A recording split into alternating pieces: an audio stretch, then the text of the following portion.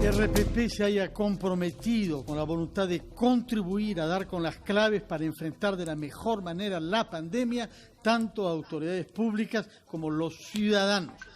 Hay que actuar, sobre todo en términos médicos, hay que diseñar una salida de la cuarentena que reactive la economía, pero hay también que saber comunicar, decir las cosas. Los vemos en todos los países el día de ayer en el discurso de Boris Johnson, seguido por muchísimos británicos anunciando que su país seguirá sometido a cuarentena pese a las expectativas que se habían creado. En nuestro país hemos constatado que han habido dificultades de comunicación, algunos errores que restan eficacia y restan persuasión al gobierno. Por eso hemos invitado a dos especialistas de la comunicación y de la comunicación estratégica de empresas, de agencias, en algunos casos internacionales, especializadas en la comunicación. No vamos a entrar con ellos al fondo de lo que los dirigentes del Estado proponen, sino de la manera como se comunican con la población.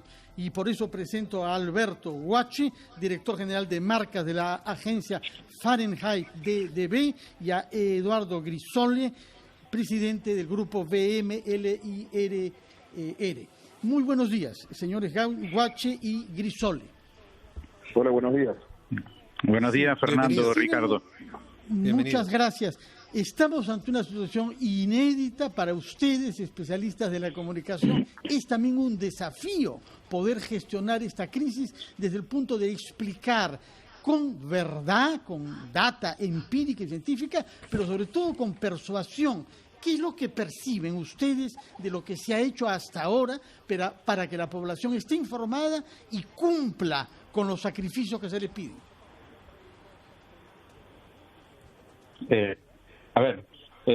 Alberto, acá. Sí, yo diría que, sí, primero mencionaría de que no es una labor fácil, ¿no? Nos estamos enfrentando, si los gobiernos siempre han tenido un reto de comunicación, nunca nos hemos enfrentado a un reto como este, ¿no? En ese sentido, me parece que si queremos empezar por lo positivo, por lo que se ha hecho bien, es que se tiene una estrategia de periodicidad que ha acostumbrado a los peruanos casi a ya encontrarse con el presidente con una cierta frecuencia que genera una expectativa, y eso se da como resultado en los números. Tiene un nivel de rating, las conferencias, mucho más alto de la programación que estaba en esas horas. Y si vemos un poco cómo esas conferencias que tienen un promedio de 1 hora se comporta a nivel de reproducciones en las redes sociales como Facebook, también se comporta bien. O sea, tienen más de 1 millón de vistas y 11.000, 15.000 compartidos, lo cuales son números importantes. Entonces, eso por lo menos en primera instancia refleja que la estrategia que han tenido de cercanía, de ser empáticos, de demostrar un liderazgo y de que el presidente se vea que tiene un equipo rodeado de expertos acompañándonos en esta incertidumbre y tratando de llevarnos de la mano a cuáles son cada uno de los pasos, creo que de arranque por lo menos han puesto una plataforma correcta, ¿no? Hay áreas de oportunidad, pero por lo menos para contestar la primera parte de la pregunta, me parece que ante esa dificultad han establecido una buena plataforma, una buena base. ¿Qué nos dice sobre este mismo tema Eduardo Grisole? Hola, ¿cómo estás? Mira, coincido con Alberto. La verdad, desde la forma me parece que el problema ha sido enfrentado de manera correcta, bastante bien, a pesar de no haber habido antecedente. Me parece que la periodicidad es la correcta, el horario es el correcto, el formato es el correcto. Un presidente más un gabinete da la sensación de equipo, descentraliza la opinión, descentraliza las respuestas. Un presidente que dirige un equipo pero no lo sabe todo, ¿no? Siempre es mejor la sensación de que hay más personas y más cabezas detrás de un problema que solo una persona decidiendo. El lenguaje simple me parece bastante cercano, inclusive cuando hay que explicar temas estadísticos, temas un poco más complejos de digerir, técnicos inclusive respecto al virus y a los resultados que estamos teniendo. Me parece que sí podrían complementar un poco las conferencias y reforzarlo con campañas un poco más puntuales. Se ha visto pocas campañas, por lo menos lo que he podido ver, que refuercen temas específicos, ¿no? Desinfección, síntomas, etcétera, ¿no?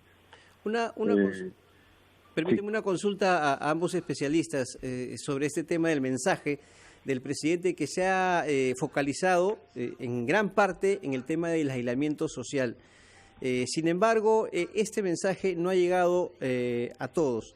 Es un mensaje que no ha sido acatado por un grupo importante de la población. ¿Por qué ha ocurrido esto? O sea, ¿por qué ese mensaje no ha calado mucho más profundamente en las personas para que guarden justamente este aislamiento? ¿Qué ha influido? ¿Qué factores han influido ahí? Mira, yo creo que, ya hablando más desde el fondo, yo diría que un área de oportunidad es establecer mayor conexión entre lo que los peruanos esperan y la situación del peruano promedio y el discurso que está teniendo el Estado y concretamente el gobierno, ¿no? Uh-huh. Claramente hay algunas personas que innecesariamente se movilizan sin evidentemente tener que salir a cumplir con ningún tipo de horario de trabajo o sin tener que ir a ganarse el pan todos los días, ¿no? Pero hay otras que lo necesitan. Y me da la impresión de que en algunos casos el presidente no necesariamente muestra la empatía que debiese con ese grupo. Me da la impresión de que debiese ser un poquito más preciso y un poquito más empático en ese sentido. Yo no creo que la gente lo haga simplemente por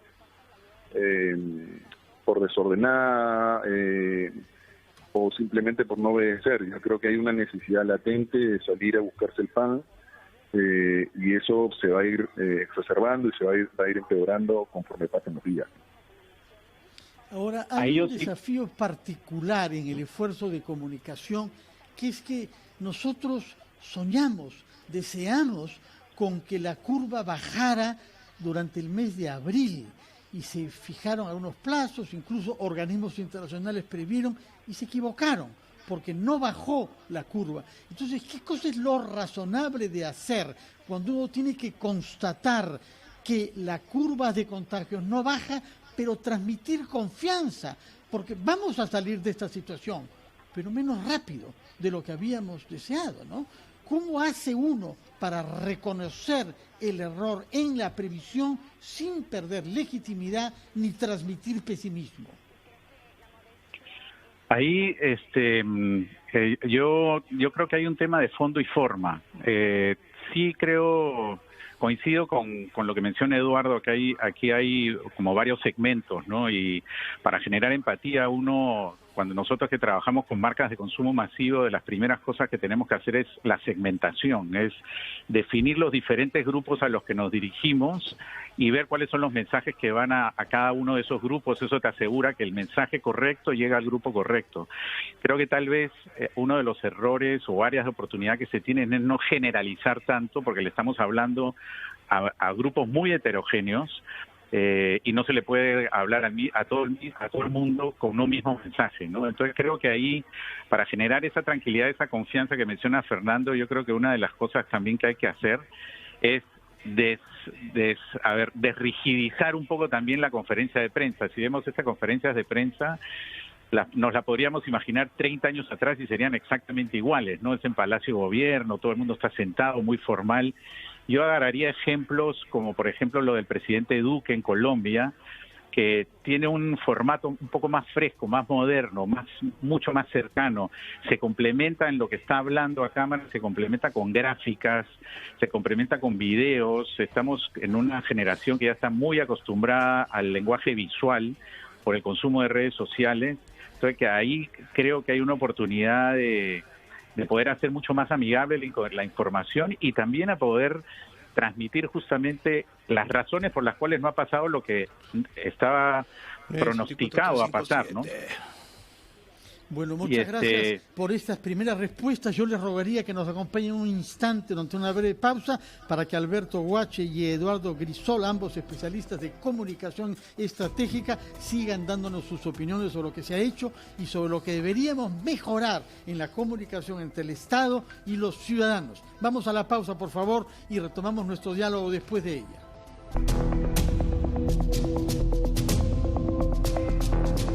Continuamos en Ampliación de Noticias. Estamos conversando con Alberto Guach, director general de marcas de la agencia Fahrenheit DDB, y con Eduardo Grisol, CEO de VMLIR, acerca de la estrategia comunicacional que está desarrollando el gobierno en esta etapa tan complicada de lucha contra el nuevo coronavirus. Quería aprovechar la oportunidad para preguntarles a ambos especialistas en la materia. Efectivamente, el presidente de la República tiene sus conferencias de prensa, sin embargo, en otros momentos hay ministros que declaran sobre el particular. O sea, no sé si esta situación de tener muchos voceros en el gobierno, presidente y ministros, puede tener un efecto negativo en el sentido de que le quite uniformidad al mensaje que el gobierno trata de hacer llegar a la población. Yo creo que... Sí, Eduardo, sí. Gracias. Yo creo que no necesariamente. Me parece que la señal es correcta. Lo primero que debiesen hacer es estar muy alineados, ¿no? Y yo creo que eso en este contexto no es fácil, sobre todo con lo cambiante que es la situación, con lo cambiante que son las normas inclusive. Pero me parece que si todos están alineados pueden ayudar a reforzar esa sensación de equipo y no necesariamente de concentración solamente en el presidente, ¿no? Me da la impresión de que las últimas semanas sí han habido algunas marchas y contramarchas, pero claramente es algo que la gente debiese entender, ¿no? Si bien esperamos que el presidente genere una sensación de confianza y una dirección, un norte, claramente estamos frente a un escenario que nadie ha vivido, y es entendible que hayan algunas correcciones en el camino, inclusive algunas diferencias, pero me parece que si están alineados en lo básico, en lo central, cada uno puede tener, digamos, un matiz sin salirse de la estrategia. Yo particularmente no lo veo malo en la medida en la que estén alineados. Alberto. Sí, yo coincido. Usualmente, inclusive en las empresas, esto es lo que se llama, es una estrategia de vocería, ¿no? Uno tiene que tener un mensaje que esté alineado y cada uno de los voceros puede profundizar, pero mientras que el mensaje sea coherente y consistente, ¿no? Creo que en ese sentido no está mal. Me parece que nuevamente quisiera regresar al punto de que un solo mensaje para todo el mundo me parece que es donde hay un área de oportunidad. Me parece que hay más posibilidad de segmentación. El mismo artículo que se ha hecho famoso en los últimos días sobre un poco la estrategia ya contra la pandemia del el martillazo y el guay, ¿no? Es una buena comparación, porque lo que habla de eso es que uno tiene que empezar a mirar las regiones, las provincias de una manera distinta, y de la misma forma hay que mirar a los grupos a los que uno se dirige de una manera distinta. También me parece que hay una oportunidad para que el presidente genere más cercanía, por ejemplo, utilizando las plataformas digitales, teniendo un Facebook Live, como lo hace, por ejemplo, también Duque en Colombia, donde abre un espacio para hablar y deja a las personas también que puedan hacer preguntas directamente al presidente. Eso creo que es una oportunidad también para que todas esas dudas, todos esos miedos, toda esa incertidumbre de la población no sean únicamente canalizadas a través de los medios, sino que la puedan canalizar los mismos ciudadanos, ¿no? Creo que ahí hay un área de oportunidad. Y la última, sí, para comentar también, que me parece, es que una hora de conferencia es muchísima información. Y los que trabajamos en comunicación de consumo masivo, sabemos de que hay que tener la síntesis y hay que ordenar los mensajes. Entonces creo que también sería bueno recomendar que al final de las conferencias, porque al final hay información que uno tiene que transmitir, el mismo presidente haga un resumen de cuáles son los 5 puntos principales que se han tenido como objetivo transmitir en esa conferencia, porque si no desfilamos en 1 hora y 20 minutos, algunas veces 1 hora 15, que ya uno no sabe específicamente cuál es el mensaje central, y ya eso puede empezar a desgastarse en el tiempo, y ese modelo de gran hermano puede empezar a agotarse conforme vamos avanzando en los días de reclusión. Y la modalidad de las preguntas, perdón Fernando, la modalidad que se tiene para la participación de los medios de comunicación, ahora hay muchísimas herramientas y por supuesto se pueden conectar todos en línea, en vivo y en directo, ¿no? Mantener esa modalidad de las preguntas, por favor, las hacen antes, ¿podría cambiar eso? Yo estoy totalmente de acuerdo, eso de... Y puede haber una buena intención en la democratización de donde vienen las preguntas, pero en el resultado final me parece que ese filtro no necesariamente está generando una percepción de que hay una apertura natural a todos los medios, ¿no? No tienen que estar ahí presentes, y cualquier medio podría preguntar por alguna de estas plataformas, y también dar la sensación de que el gobierno está abierto a preguntas complejas, difíciles, ¿no? No necesariamente que repreguntas, ¿no? Porque si algo no queda claro, se puede repreguntar. Miren, un presidente tan antiprensa como puede ser Trump, tienes ahí sus conferencias de prensa tensas, pero las tiene al final y abiertas, y recibe a todos, ¿no? Sí, bueno, vamos a ver si eso cambia también por acá. Sobre el estado de susceptibilidad en algunos sectores.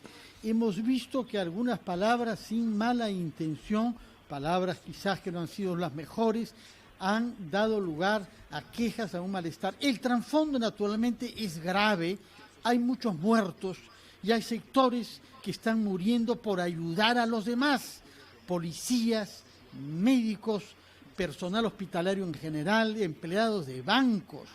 Y hay una susceptibilidad difícil.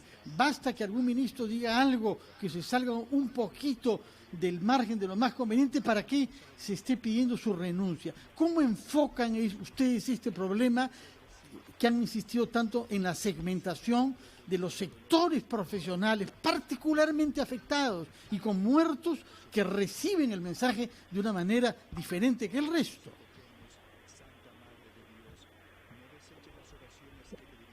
Sí, yo creo que es indispensable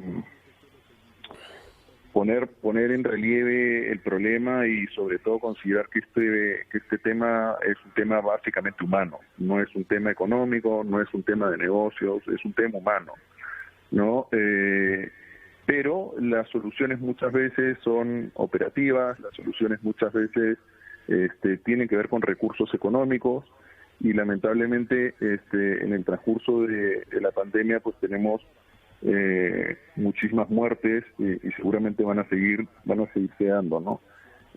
Me da la impresión de que lo importante de todo esto es tratar el tema no necesariamente como un gabinete, no necesariamente como el presidente, sino como un ciudadano más, un ciudadano que está participando y es víctima de la situación que vivimos todos, y como dije al principio, ¿no? Tener la empatía suficiente como para ponerse en el lugar de los distintos segmentos a los que se están dirigiendo. Es muy triste, evidentemente, estar del lado de las familias que tienen personas trabajando para ayudar a los demás. Es muy preocupante, y ahí es donde me parece que los ministros y sobre todo el presidente tiene que tener un especial cuidado a la hora de hacer comunicaciones al respecto, ¿no? Muchísimas gracias. Un último punto que Alberto Guache, perdón, adelante, por favor. No, sí, Fernando, yo un punto nada más que quería comentar, porque sé que lo haces con respecto a la pregunta, con respecto a esto último que ha pasado con el ministro de Salud. Creo que es importante tener en cuenta que estamos viviendo momentos históricos que nunca hemos vivido antes. Entonces, hay mucha tensión, no hay un manual para navegar por esta tormenta, ¿no? Y ni siquiera un cronograma que nos diga cuándo vamos a llegar al final. Entonces, creo que tiene que haber cierto grado de comprensión, de empatía, incluyendo para con las personas que están dirigiendo el país. Están tratando de hacer lo mejor posible y hay veces que en este intento puede haber una falla, puede haber un comentario como resultado de la tensión del día a día, de estar 7 días a toda hora trabajando. Entonces, creo que hay veces que hay que encapsular muchos de estos comentarios que a veces pueden parecer desatinados y ver la figura más grande que es que todos estamos empujando para el mismo sitio y tratando de salir adelante, ¿no? Y no agarrar puntos tan específicos, sino más bien los más grandes, que son unir esfuerzos para tratar de salir de todo esto juntos. Muchas gracias Alberto Guache y Eduardo Grisoy, respectivamente de la agencia Fahrenheit DB y de la agencia VMLY, especialistas en comunicación estratégica de empresas que han tenido la amabilidad de darnos su punto de vista sobre la comunicación que el gobierno intenta hacer llegar a la población peruana en esta época dramática que estamos viviendo. Muchas gracias, que tengan todos buenos días. Carlos, Ricardo, muy buenos días. Buenos días. Cita mañana a las 8 de la mañana para una nueva versión de Ampliación de Noticias. Sigan en la sintonía de RPP, confianza por todos los medios. Muy buenos